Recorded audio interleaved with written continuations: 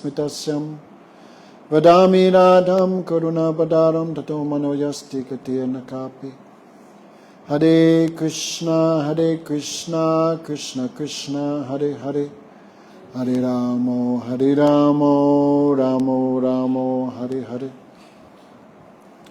So first of all, I offer pranams to our Gurudev, Om Vishnupad Ridanti Swami Bhaktivedanta, Narayan Gosai Maharaj, our Shiksha Gurus, Chilila Parishi Gaur Govinda Gosai Maharaj, Om Vishnupad Ridanti Swami Bhaktivedanta, Madhusudan Gosai Maharaj, all devotees, thank you for coming. Last program here in Malaysia. So, soon is coming Kartik month. So if you cannot come to India, we should follow it at home. Okay. Kartik month, following Kartik month is one of the 64 limbs of devotion that Chaitanya Mahaprabhu explained to Sanatana Goswami. So, it said Radharani herself, she is the presiding goddess of this month of Kartik. Of course, we won't speak about it too much today, but just a few of you can follow here. Therefore, this month is also known as Urja Vrat. Urja means power, Shakti. And who is the presiding deity of all Shakti? Radharani. So this month, Radharani herself is the presiding deity. Therefore, one name of Radhika, Kartikeshwari. One name of Radhika. Also, this month, famous for the worship of Damodar. So anything we do in this month, the result will be greatly multiplied. So, some positives and some negatives. Okay? What's daughter's name again? Manjari. Couldn't forget. Right? Manjari. Try and do this month. Okay? We cannot do everything, but even you choose a little bit of seva, do every day. Don't miss. Of course, most famous and most easy and most powerful, every morning should offer a lamp to Radha Damodar. You can do that every month? Why not? Offering a lamp takes like 10 seconds. Even you can manage that. It's not hard. Ghee lamp is best. But any lamp of sesame oil, what else? Coconut oil? No olive oil. That's only in Spain. That is not mentioned in any Shastra. But sesame oil, coconut oil, but ghee is best. So every morning, Manjari, do or die, take bath, some tilak, and offer lamp to Damodar. Very simple thing. There's a story, there was one mouse. He lived in the temple. So now there's electric lights everywhere, but in old days, everything was by ghee lamp, coconut oil lamp. No?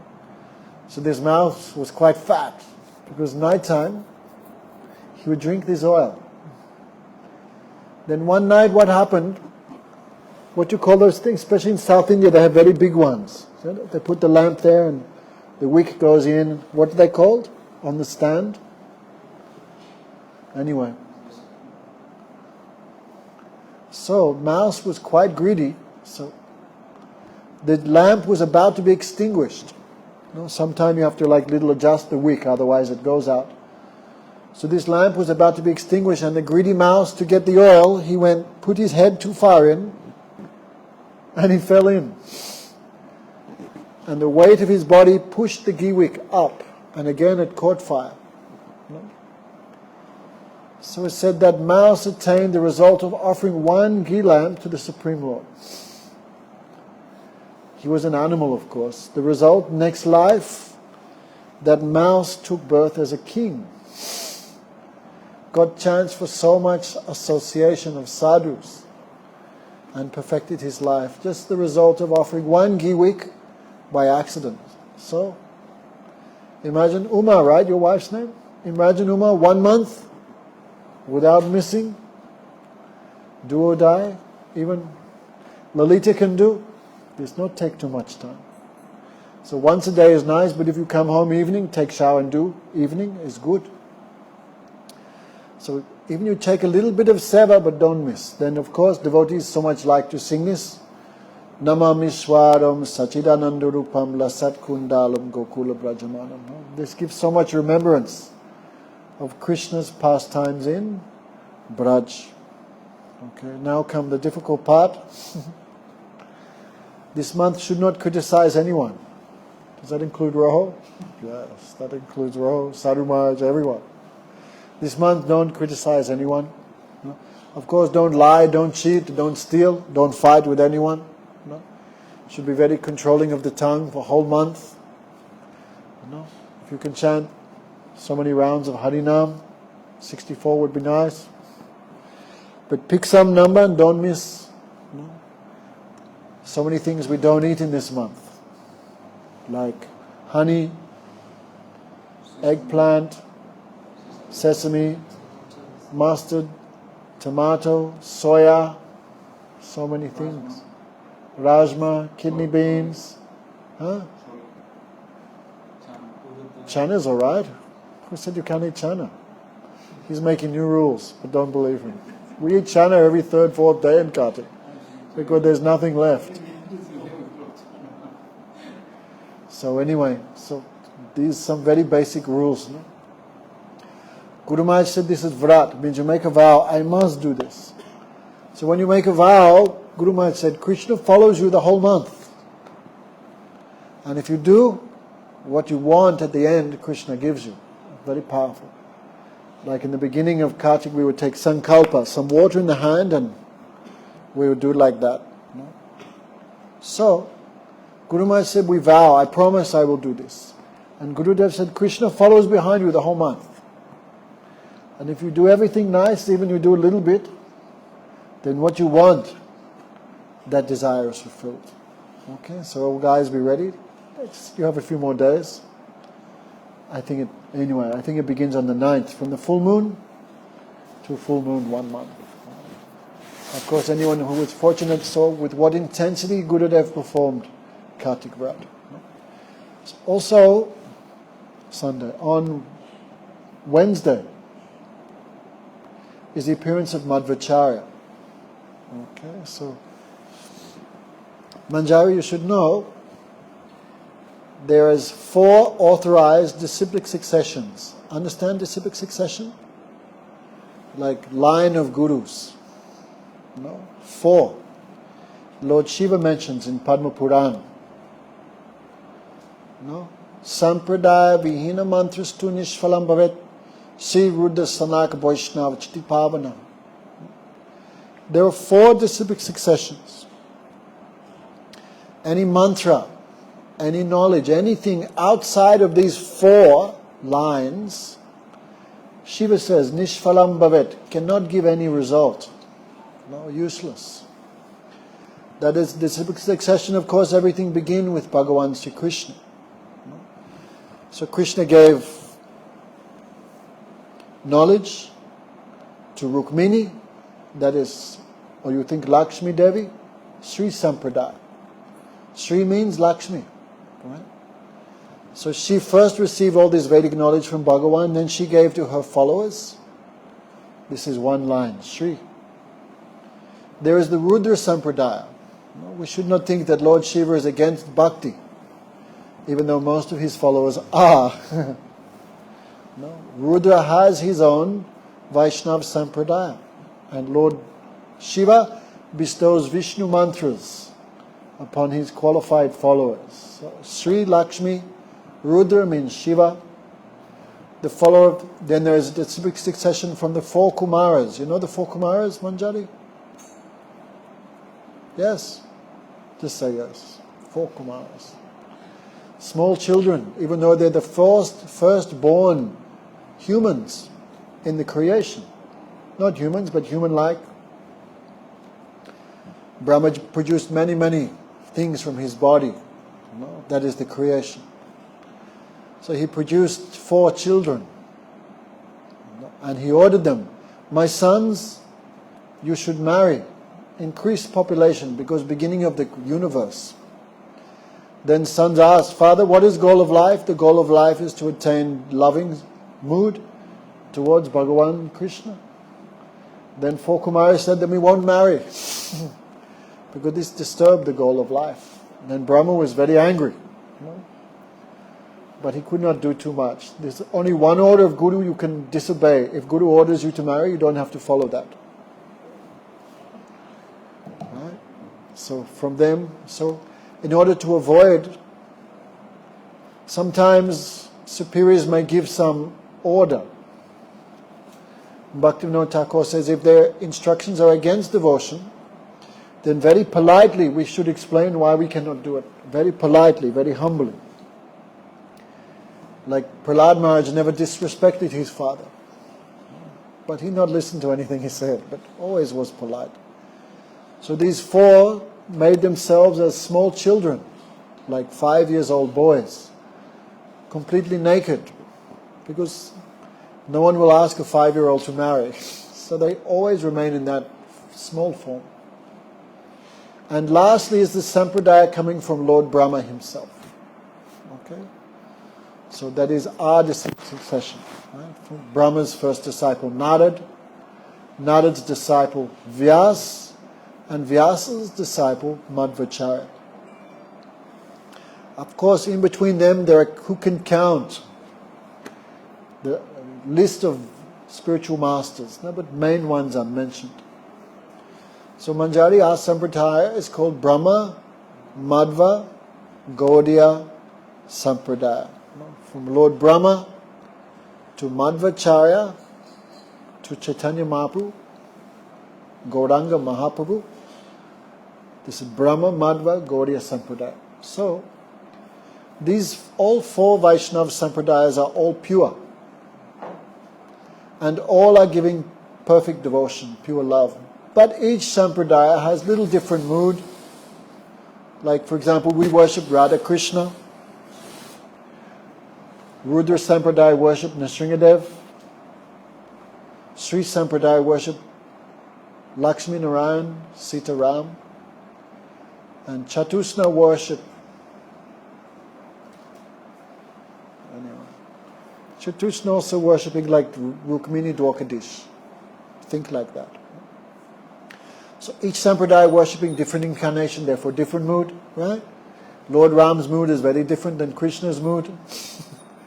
Lord Nrsingadev's activity is very different from Lord Ram's activities.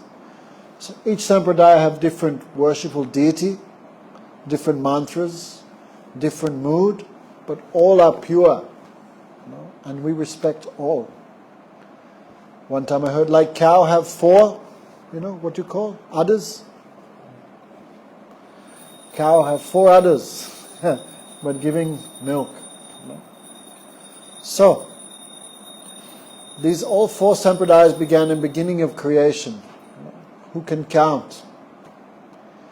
But in the modern age, each Sampradaya has one special representative. So in this Chatusna Sampradaya, they worship Nimbaditya.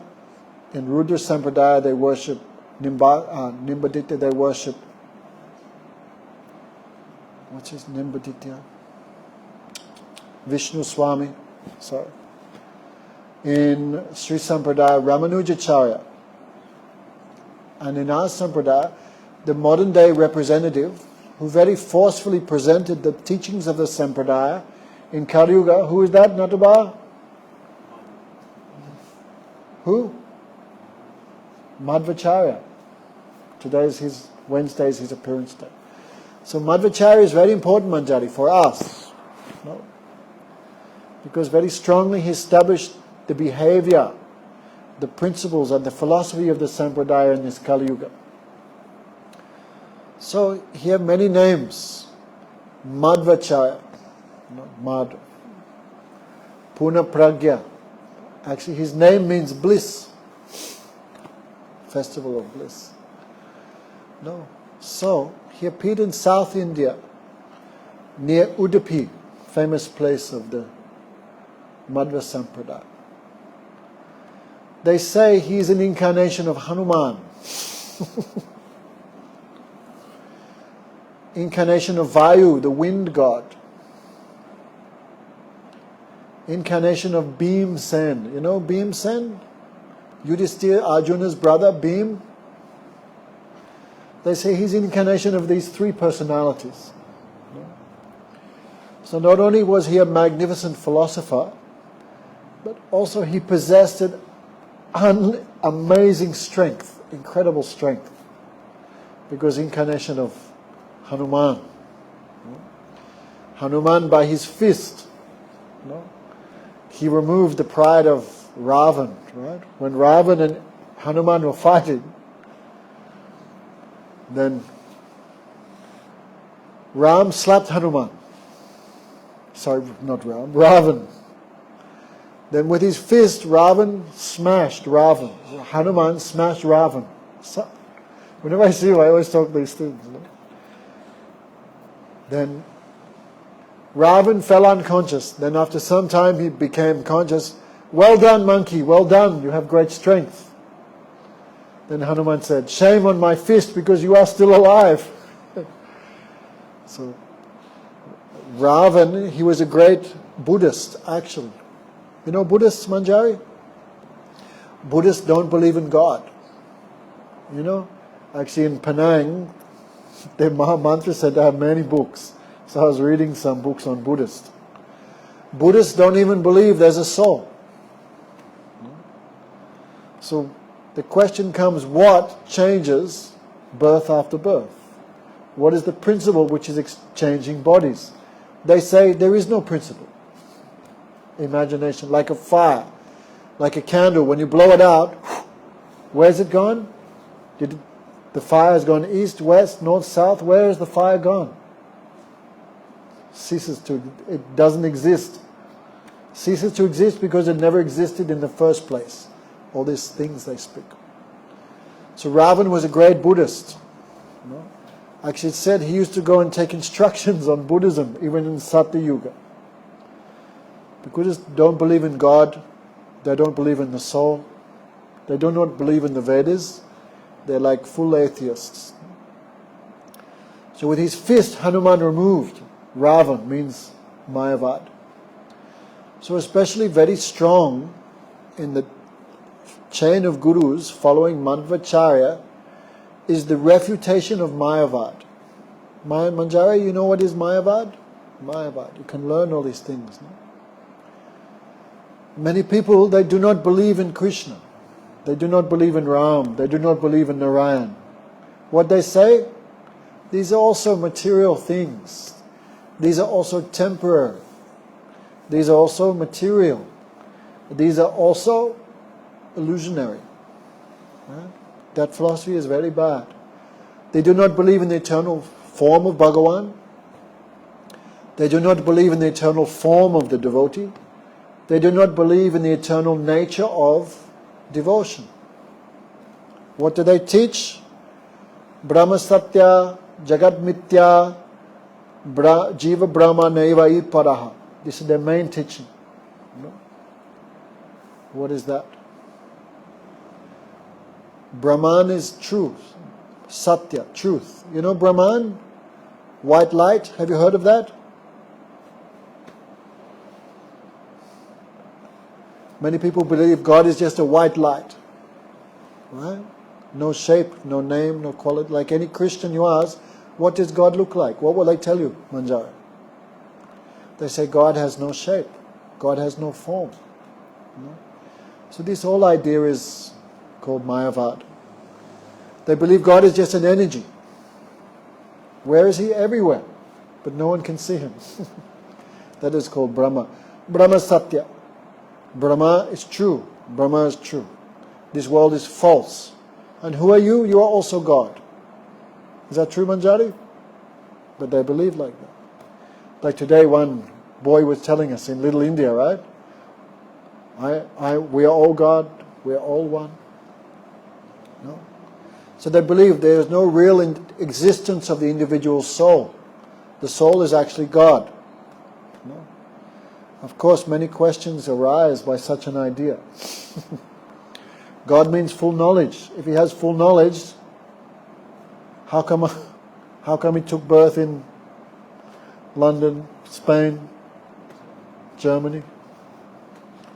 If God has full knowledge, why I don't have full knowledge? If I'm God, why I don't have full knowledge? Why I do not have full independence? God is everywhere, I am not everywhere, I am only in one body. So this philosophy have million defects. No? But most people, if you little scratch beneath the surface, most people believe God has no name, no form, no qualities, no activities. Like in Islam, right? Islam do not believe God has any particular form. If you make a form, you paint a form, they believe this is what they call haram. Haram means forbidden. I can remember a few years ago someone drew some cartoons of the Prophet Muhammad. So they went to France and they killed all those people.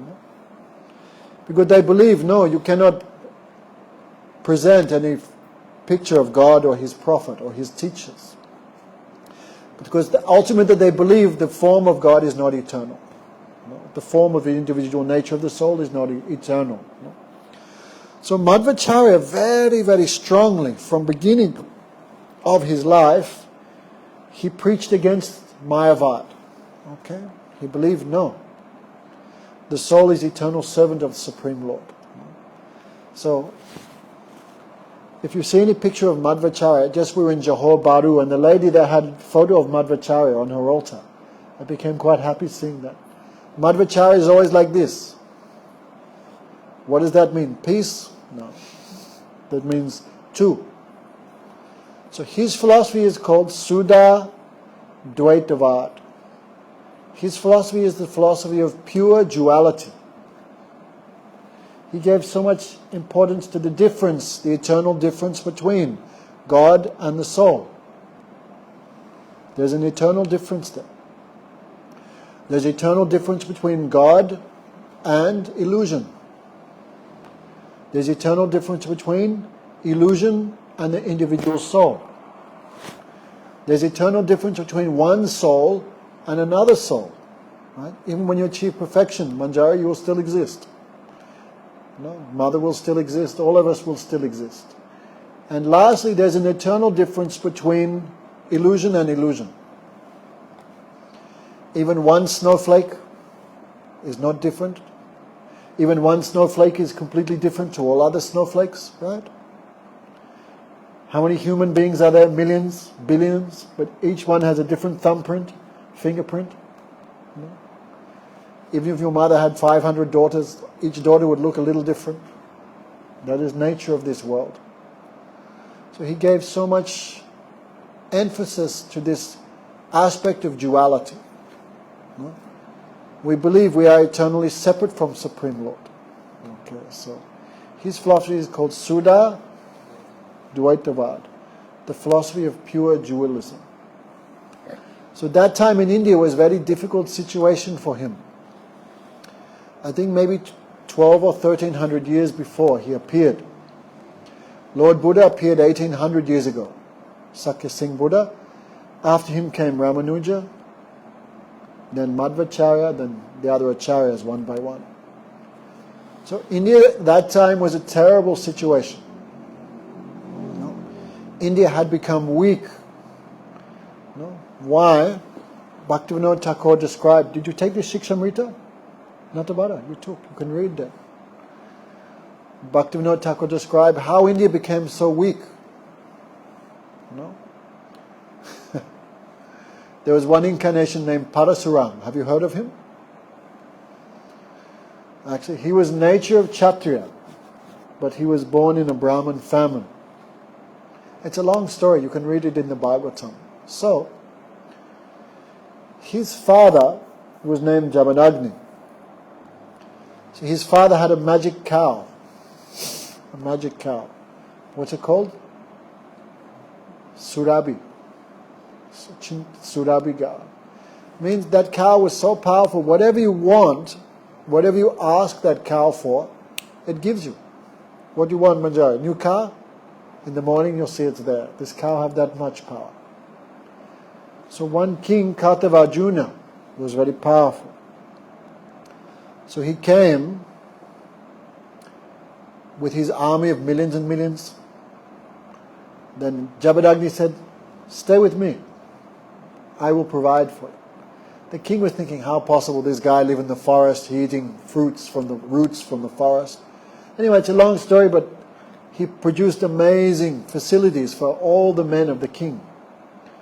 Kartavajuna also had 1,000 arms. He was very, very powerful. But he realized, my power is nothing compared to this Brahman, Jabadagni. So he requested Jabadagni, please give that cow to me. Jabadagni said, no. This cow I milk, I get ghee, and I do yagya. So I will not give to you. So the king became angry. He came and he killed Jabadagni. While he was meditation, he cut off his head and took the cow by force. So Parasuram was the son.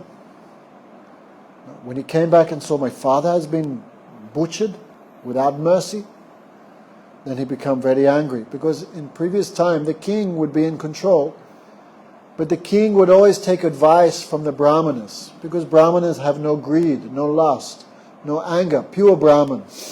Pure Brahman means Vaishnava. No? So the king would always take advice from the Brahmanas, the Vaishnavas. How can I do everything nicely for the benefit of the citizens? Like these days, what happens to those persons who come in power? What was his name? The MB scandal? Huh? How many billions he stole? No one can count. So these days, the leader class are like criminals. What they're doing? Just taxing the citizens and everything going in their pocket, no? And distributing to their buddies, their friends. But before, the kings would always take advice from the Brahmanas, because Brahmanas have no greed. They would always give pure and perfect advice. So when Jabadagni saw now the order of society has been disturbed, because now the ruling class are not giving any respect to the Brahminical class. That means they are illegal.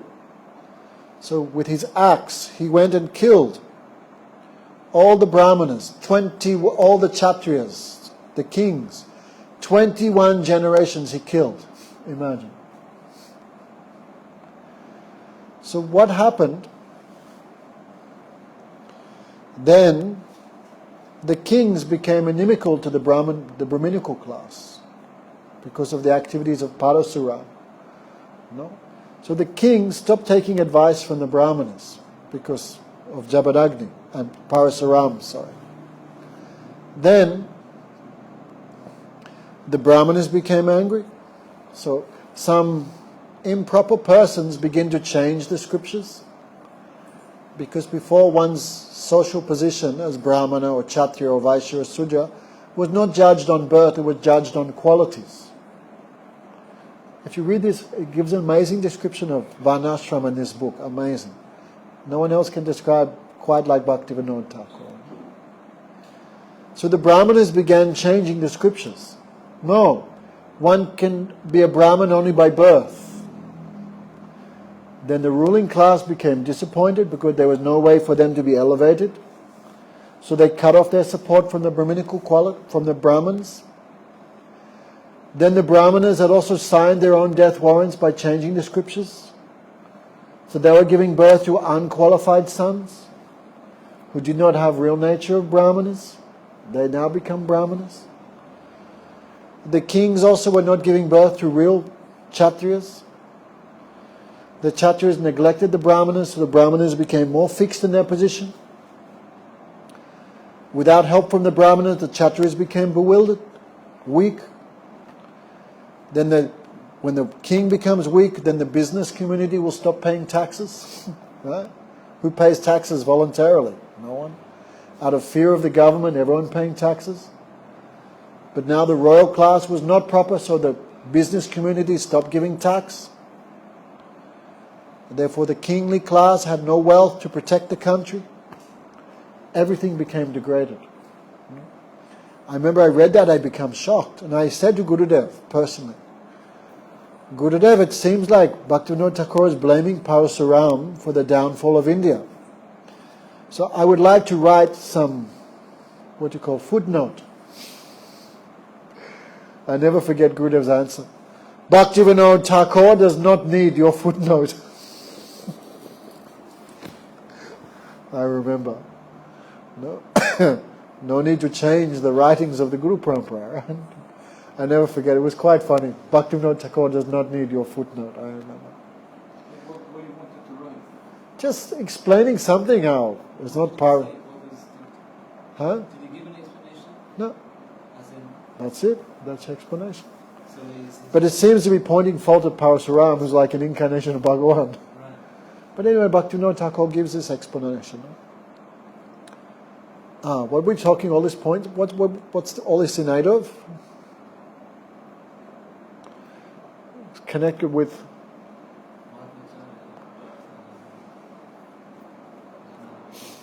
How do we even get into this topic?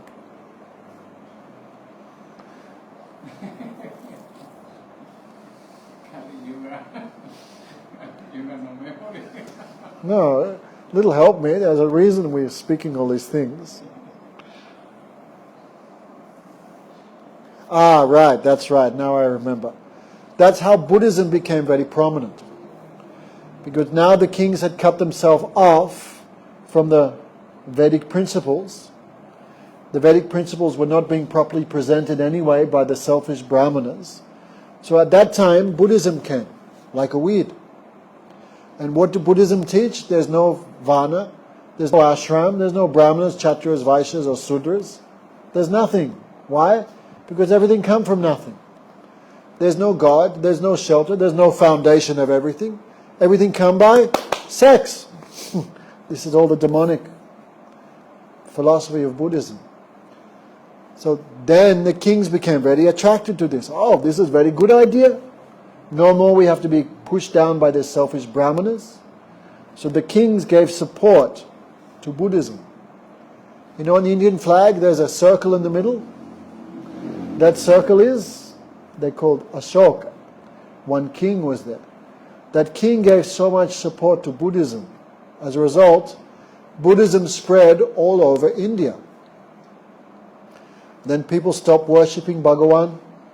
People stopped doing Gayatri mantras. People not following any more Varna or ashram. The whole society became chaos, influenced so much by atheism. So that time, very importantly, Lord Vishnu sent Shiva to this world in the form of Sankaracharya.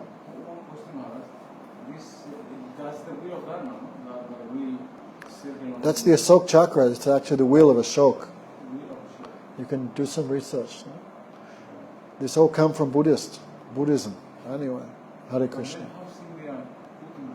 That's the question. Who made this flag of India? That was all made after the British. Anyway, I don't want to go too much into that. But Ashoka gave so much support. So that time, Lord Vishnu, he sent Shiva. You know what Shiva's job is, Manjari? That job no one else wants. Shiva always does that. Like when the demigods and demons churned the ocean of poison, the ocean of milk, what came out? Poison. Who drank that poison, Manjari? Lord Shiva. No one else wanted. Everyone else afraid. But only Shiva drank that because he's so kind for the benefit of everyone. So Vishnu ordered Shiva, now you have to go again. Kalo Mortina Brahmana. You should take the form of a Brahman. Who is that? Shankaracharya. And what should you do? You should destroy Buddhism. Destroy Buddhism. Push Buddhism out of India. Late, only 1.5 hours late. Where's your father?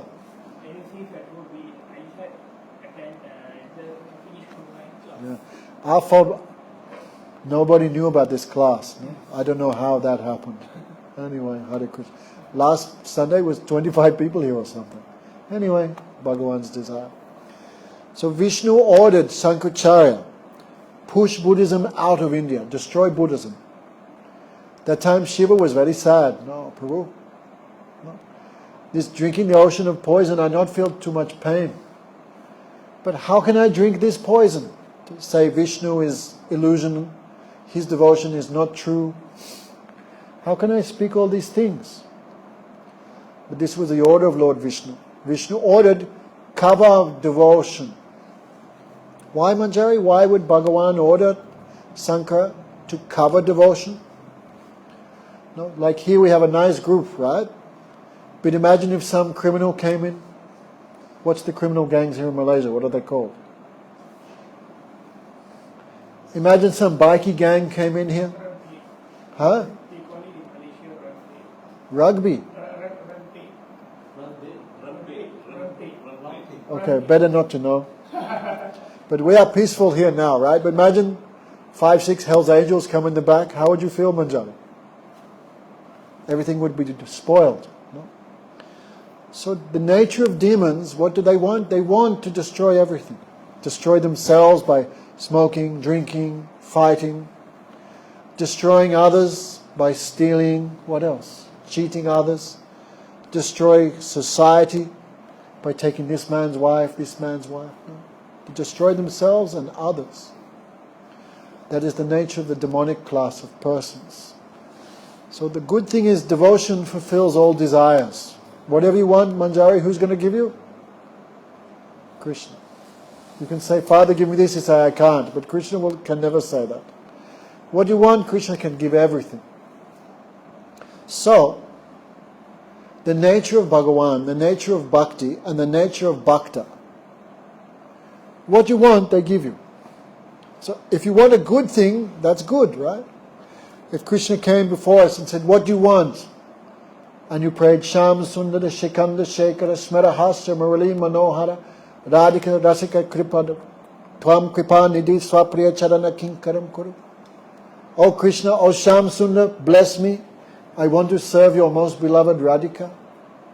Then Krishna become happy. Oh, very good. Take. So devotee always wants something good for Bhagavan, right? Devotee never misuse devotion. Devotion fulfill all desire. But devotee never misuse this power of devotion for anything bad. Even if they want something for Krishna. Like when the Brijavasis served Govardhan, and they offered Govardhan so many preparations. Then Govardhan asked all the Brijavasis, what you want? Whatever you want, I'll give you. And what did all the gopis and gopas ask? We want Krishna to have a long life. We want Krishna to be healthy and happy. We want no obstacles for Krishna. So therefore Krishna fully trusts the devotees, because devotees never misuse that power. They never ask anything for themselves. But demon? No. What demon will ask for? Kill him, poison him, I want to take his position, I want this woman, right? So if devotion fulfills all desires and demons started practicing devotion, they would destroy the whole world. Right? Understand? So Vishnu ordered cover devotion.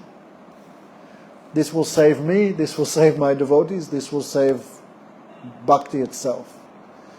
So Sankaracharya preached his philosophy of Mayavard. There is no God.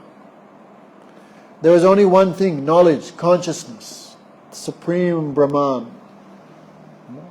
He has no name, no form, no qualities, no activities. And who is he? That's you. All is one. So Sankaracharya preached this philosophy, very powerful. What did he say? No, the Veda is true. But the Veda describe Brahman, God, but God have no name, form, qualities, activity. But Veda is true, Purana is true, Upanishad is true. So Sankaracharya, he drove Buddhism out of India. If you go to India, Manjari, you'll see no Buddhists. Actually, I've been in India 30 years. I met one Indian Buddhist. One. Who is it? Haridev's daughter. Only one. You cannot find, even you go Bodh Gaya, full of Buddhists, but they're all Koreans. Right, even the airport when we were coming here, remember? All Koreans, Thais, what else? Koreans, Thais, Burmese. But Indian Buddhists you cannot find. Because Buddhism, their philosophy have millions of mistakes, millions of faults. So Sankaracharya, he pushed Buddhism out of India. And where did it go? Nepal, Tibet, Sri Lanka, Thailand, where else? Korea, Japan, Indonesia. Now Islam finished everyone. Buddhism was pushed out of India and it went all over that side. But in India, no Buddhism practically speaking. So Sankaracharya did that job. But the problem is, he pushed Buddhism out of India, but he not replaced it with anything specially great. His philosophy is also rubbish. Actually, there's no difference between what he pushed out and what he preached himself. He just gave a different name. The Buddha said there is no absolute truth. It's a zero. Sunyavad, nirvana, zero. And what did Sankaracharya preach? No, that's not true. There is something. But what is it? It's also a zero. Because it has no name, no hands, no quality, no form. Imagine I said Manjari has no hands, no legs, no nose, no eyes. What does that mean, Manjari? What will be left? Nothing. So Sankaracharya preached the same thing, but he gave a Vedic stamp to it. And Madhvacharya did a great, now come the appearance of Madhvacharya. What did Madhvacharya do? His goal was to destroy this false philosophy of Sankaracharya and re-establish devotion. If you think you are Krishna, Manjari, how can you serve Krishna? Can you? No? If you become Krishna, can you serve Krishna? If you become a Magnum ice cream, can you taste it? Can a Magnum taste itself? So if you become Krishna, or you merge with Krishna, or you are Krishna, so this idea should be destroyed. This idea should be pushed out completely. And this was done by Madhvacharya. So from the beginning of his philosophy, he always preached, no, there's difference between you and Krishna. There's difference between Krishna and Maya. There's difference between... Always he preached this duality. So time is not there too much tonight. So his philosophy we accept, but also his philosophy is not completely and in every way perfect. Because a spark from a fire, the spark is different from the fire. But the spark is also the same as the fire. No difference in size. So you cannot just choose one side which explains the difference between the soul and God. Because other Shrutis describe the oneness between the soul and God. So we see Madhvacharya, he is so much worshipful, but his philosophy not perfect in all way. Not complete darshan. Therefore Chaitanya Mahaprabhu little adjusted it. Chaitanya Mahaprabhu's philosophy is what? Chintya Beda Bed. There is difference between the soul and Krishna. But there is also oneness. Right? Because we come from him. We cannot be separate from him. So how much oneness, how much difference between Krishna and his energies? How can you explain it? Achintya, Mahaprabhu said. Achintya Beda Bed Tattva. But anyway, we don't want to go too much into that. So today, Madhvacharya, he so much promulgate the understanding there's difference. And actually all Acharyas said there is oneness and there is difference, but at the end of the day, difference is prominent. Difference is prominent. So Madhvacharya was born from Vedic Brahmin family. If I'm not mistaken, his birth name was Vasudev. And from childhood he had unlimited strength because incarnation of Hanuman, incarnation of wind god, and incarnation of Bhimsen, these three. If his mother called him from even at a great distance, he would come by jumping. One jump, he could come right in front of his mother from anywhere.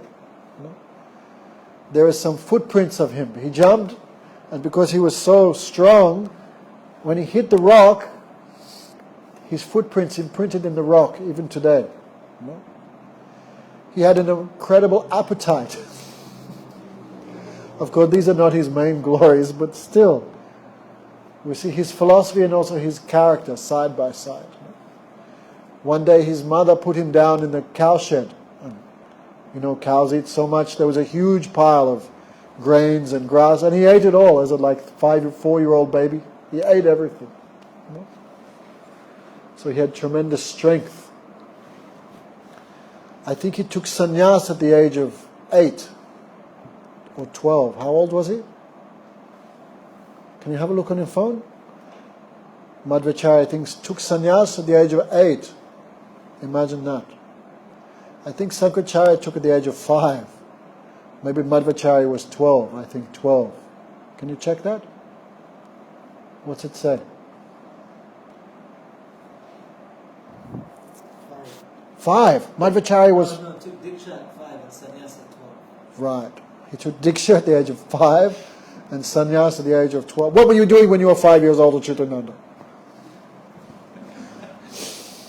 Anyway, what was I doing? So you can see his life is extraordinary.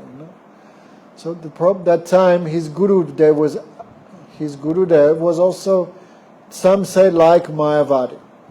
Because at that time there was nothing else except that philosophy. His Achyuta Preksha, his Gurudev's name. But afterwards Madhvacharya converted him into a devotee. Some say Achyuta Preksha was not really a Mayavad, but he was forced to live like that due to circumstances. So he took sannyas in this Sankaracharya Sampradaya, but he never accepted any of the teachings of Sankaracharya, like Chaitanya Mahaprabhu himself. Mahaprabhu also took sannyas from Advaitavadi, but Mahaprabhu not follow any of those teachings. So afterwards he also changed his Guru Dev also into devotee. And he began preaching his philosophy of Suddha Dvaitavad everywhere, very powerful. So he would travel with thousands of disciples and they were challenged. He defeated many, many different types of atheists, Buddhists, Advaitavads, followers of Tantra,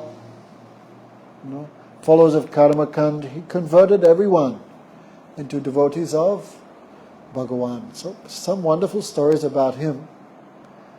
There were 2 brothers that they were so strong.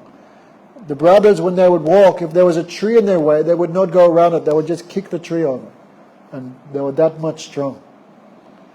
So they heard of the strength of Madhvacharya. So the 2 brothers came to challenge him. So one brother, Madhvacharya, said, I will sing and you strangle me. If you can stop my singing, I'll admit defeat. Actually, you can stop someone singing just by one finger, right? So this man was strangling Madhvacharya but could not stop him. He was singing completely effortlessly. And that one brother accepted defeat. The other brother came, Madhvacharya said, if you can lift my big toe off the earth, I'll accept defeat. So this guy grabbed the big toe, but he could not move even one toe of Madhvacharya. One time one of his disciples was attacked by a tiger, but Madhvacharya rescued him from the mouth of a tiger. Another time he was attacked as he was moving towards Kashmir, he was attacked by 100 dacoits. Madhvacharya killed them all with his bare hands. Jai Gurudev. So he possesses unlimited strength. Like the wind god. Like the wind removes all dust and horrible things. So Madhvacharya, by his philosophy, he removed all the dust-like impediments that were closing the eyes of people and making them averse to devotion. So in our Guru Pranam, we see a wonderful occurrence. We see Brahma, Narad, Vyasadeva, then Madhvacharya. So question comes, how could Madhvacharya have taken instruction from Vyasadeva? Because Vyasadeva appeared at the time of Krishna, 5,200 years ago. And Madhvacharya appeared only 1,200 years ago. So in our Guru Parampara, how we can put Madhvacharya there? So Madhvacharya wanted to write a commentary on the Gita and the Mahabharata. So he had some questions, but who will he ask? who knows the Mahabharata best? That is Vyasadeva, because he wrote. So desiring to have darshan of Vyasadeva, Madhvacharya went to the Himalayas. And there he had darshan of Vyasadeva, who gave him many, many instructions. And on the basis of those instructions, Madhvacharya wrote his commentary on the Mahabharata. Therefore, this is the Bhagavad Parampara. We see our Bhagavad Parampara. Madhvacharya took some instructions from Vyasadeva. So anyway, many, many wonderful stories about him. Vyasadeva. There are 7 people who are always existing, even to the end of Kali Yuga. They're called the 7 Chiranjeevs. Who are they? See if you know them. How many you know? Huh? Hanuman. As long as Ram Katha is spoken, Hanuman will always be in this material world. Hanuman, who else? Vyas. Keep going. Parasuram. He's still there. Anyone qualified person, he can give darshan. Then Aswatthama. Aswatthama, remember? He killed the 5 sons of Draupadi after the Mahabharata war, and Krishna cursed him to be covered by hair, to have bad smell, to have no friends. Some say that was Roho. No. Some say that's Bigfoot. Have you heard of Bigfoot, Manjari? Bigfoot? Have you heard of Sasquatch? Who's heard of Sasquatch? Have you heard of Sasquatch? Bigfoot? Some said that's Aswatthama, because huge, covered in hair, no friends, just moving here and there. Because he was cursed by Bhagavan. He will stay till the end of Kali Yuga like that. Anyway, so who we got? Vyasadeva, Hanuman, Parasuram, Bigfoot, Aswatthama. Already said him. Anyway, there's 7 always here. So Madhvacharya took so many instructions from him. Therefore our Bhagavad Parampara goes in that line. Not so much in the Diksha line, but more in the line of receiving instructions, receiving Harikatha. So, one more story, most important. When he was on the bank of the ocean, he saw one boat was about to sink. So with his cloth, he blew the boat by waving his cloth, because he's incarnation of the wind god. But anyway, what he did, but he saved the boat. Then the captain was very pleased, very happy, of course. So he said to Madhvacharya, whatever you want from my boat, you please take. All is yours because you saved it. So boats, you know what ballast is, Manjari? Ballast? Okay, sailboats have so much heavy bottom. They put lead. Now they put lead. But before they put rocks. So otherwise the boat will tip upside down. So that the boat stays steady in the water, they fill it with ballast. So the king, this captain, had filled his ship with rocks from Dwarka. That was Gopi Chandan, this clay. So Madhvacharya said, I'll take a block of clay. So there was one huge piece. Madhvacharya lifted it by himself. And when he brought it to the bank, this big piece of clay broke in half. And inside was a very beautiful deity of Natabara, Krishna. Right? Krishna churning, a dancing form of Krishna holding a churning rod and something like this. So Madhvacharya became very happy. Immediately he made so many prayers on the spot. And he wanted to carry this to Udupi, his main center, but the deity was so heavy, 20 men could not lift it. So Madhvacharya put it on his head and carried it alone. And on the way he made so many astakams, so many prayers for the deity. And that deity of Krishna he established in his main center of Udupi. Surrounding the main, I have not been there, but I have heard, surrounding the main deity, there is 8, satellite temples. And in each of these temples, Madhvacharya established one sannyasi. So every 4 years, the service changes. So only someone who's Naistik Brahmachari, perfect character. That person does that seva for 4 years alone. Imagine. Then after 4 years, another sannyasi, the next one, he gets his turn. And whenever one sannyasi in the 8 temples leaves his body, then he's replaced. So these devotees, whole life, they're engaged like that. No? So that deity is going, that seva is going on even today, since 1,200 years. So we are part of this sampradaya, the sampradaya of Madhvacharya.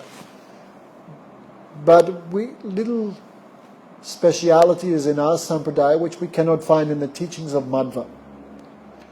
No? For example, Madhva, they worship a little bit in awe and reverence. No? But in Chaitanya Mahaprabhu's sampradaya, we all worship in the mood of Raganuga Bhakti. There is no so much emphasis on the mood of Vaidhi Bhakti. So a little difference in mood. No. No. But otherwise, little Madhvacharya not worship Radha. Radharani, no deity of Radhika is there, but in Mahaprabhu Sampradaya, so much prominence of Radha.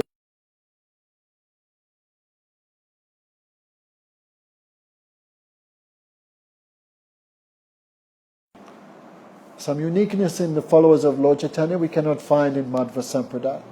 So we consider ourselves a branch of the Madhva Sampradaya. This was all established by Sri Baladev Vidyabhusan. No. Anyway, so a little philosophy tonight. Some of the other nights we're talking so much about Braj.